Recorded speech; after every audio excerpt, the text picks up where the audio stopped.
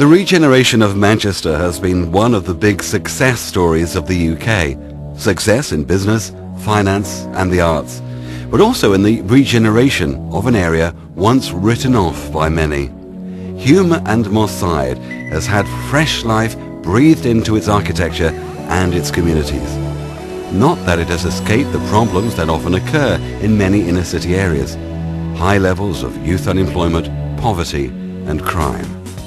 The Youth Charter, YC, believes there's a much cheaper and more effective solution to antisocial behaviour and youth crime than higher policing, tougher courts and harsher penalties. The Youth Charter for Sport came into being following the tragic shooting of a 14-year-old schoolboy Benji Stanley on the streets of Moss Side. At that time, Sir Bob Scott's dream of bringing the Manchester 2000 Olympics was real and very vibrant, and there needs to be something positive, I think, to have come out of the very negative tragedy that occurred at the time. YC uses sport, arts and cultural activity to give people an aim in life, a sense of achievement and self-esteem. In 1994, YC organised a visit by a group of young people from Moss Side and Hume to Los Angeles, an experience caught on camera by Granada Television. The Amateur Athletic Foundation of Los Angeles, the AAF, was the first sports facility we visited. It was built thanks to money from the 1984 Olympic Games.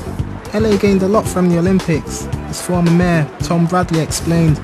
As one who was involved as mayor over a period of 20 years, I've seen the city of Los Angeles grow. The Olympic Games in 1984 were the highlight of that entire period. And we believe that there is such value that comes out of sport and youth activity. Most of all, the commitment to give back to the community is paramount. Our next stop is right by the LA Financial District. Okay, so you guys are at the Field of Dreams, and it was called the Field of Dreams because before the soccer field was here, there was absolutely nothing here. I don't know if you've had a chance to look across the street, but there's a bunch of homeless people living there, and there's drug trafficking and prostitution that goes on right across the street. And before, this was just like that, just an empty grave, like practically a graveyard. It was a building that was gotten torn down, and there was trash and litter here. Now that the field has been built, we have a lot more responsibility as far as the neighborhood's concerned. We want this to be like the beginning of the development of this whole community. Once they get off drugs and get out of gangs, they got to give them someplace to go. So they bring them into sporting events, sporting activities. And right now, Officer Jimenez is really involved in hockey. So the project right now is with a hockey program with the kids, starting with deck, and then go to roller hockey, and then eventually ice hockey. Night basketball is one of those sports. We found this all over LA. Sport under lights. It cuts crime, and it's one of many good ideas we learned on our LA tour, which is now nearly over. It's nearly time to go home to Manchester. So what have we learned from LA? There's quite a lot of ideas really to take back, a lot of opportunities over here, and if we had the same in England, I think crime rate in youth would go down a lot. We need something like this in Manchester to get the kids more involved within the sporting area, like they have done here. But if Manchester or England had things like that, it could be as good as this place. They've got a positive way of thinking. You know, they think that if I do this, it'll do that, and this is the way they think, whereas in Manchester they think, well, if I do that, I wonder if it'll work. You know, here they think, I'll do that and it will work, and they've got a positive way of thinking. That positive thinking came back to Manchester and soon bore fruit with the opening of the Moss Side Millennium Powerhouse. Inspired by the Youth Charter's tour and experiences in countries such as the USA, this state-of-the-art sports facility came complete with a peace area, a piece of consecrated ground on which rival gangs were supposed to meet and to negotiate. An accommodation wing was built, which has hosted 8 different youth delegations from around the world. There is also a library and learning resource centre. Moss Side Powerhouse was the only youth project in the UK to receive Millennium funding, a unique intergenerational and multicultural community facility. But building a facility like this is only the beginning. Many difficult challenges have to be overcome before trust, dignity, respect and a community spirit are established. The powerhouse is obviously, I think, frustrating as it is motivating.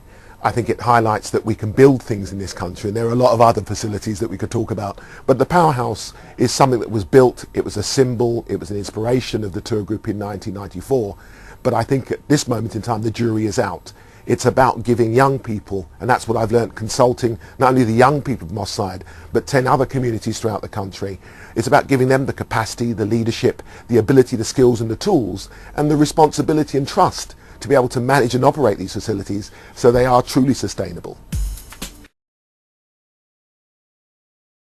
As well as learning from the experiences of other countries such as South Africa, YC acts as a social broker, encouraging politicians, ministers and other opinion formers to visit young people in their communities to hear directly from them what it is they want for their community. What I decided to do was to come up here as often as I could and to come round and see as much of what was going on and to hear what you've got to say about your hopes, your fears, your aspirations, the things that you would like to be able to do, the things that you're prevented from doing. We're all artists here in Manchester, and what I feel we need is a little bit more support and belief in us, because we believe in ourselves, but we need belief in us. This is Manchester, and a lot of people here have had broken dreams before and not always achieved everything that they wish to do, but that's where we're resilient, because we're young enough to climb back on the horse and get on with things.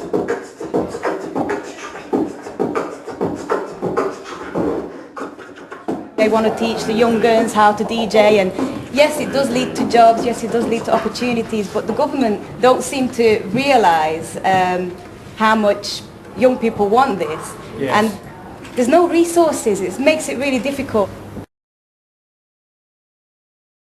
Whenever I speak about experiences in my life, I always touch upon the trip to LA, because to me it was something, it was a gift really. Youth Charter for Sport has also provided that opportunity for the young people in order to try and equip themselves, in order to try and challenge any barriers, whether it be sport, academically, encouragement. There's a lot of people that have invested into it. I feel across the board it has achieved and probably will continue to. I don't think it's had the recognition that it deserves. Investment means growth, it means returns, it means performance, it means results. All those things, and that's where the Charter's involvement in sport can promise to deliver so much potential, and that's why it appeals to businesses with their new focus on the likes of corporate social responsibility. The young people are the future, and they will tell you all the things that are not right, things why they're happening, because they're carrying this from the nurturing stages through their life, and that's why it's not being resolved. We could get funding or, have a site. Yeah, that could be like a footpath, for young kids to get work, get them off the street and get them through life. Possibly the missing part of the jigsaw has been the youth element. However, that perversely is the element that offers the greatest potential, the strongest growth, the biggest return on investment, and it just needs the risk to be managed in order that that piece of the jigsaw can be put in place. And that's where the Youth Charter is in a unique position and has special strengths to be able to take forward the whole sustainable communities agenda in terms of the youth element. Just keep on going, doing the good work, because without it, what would there be out there?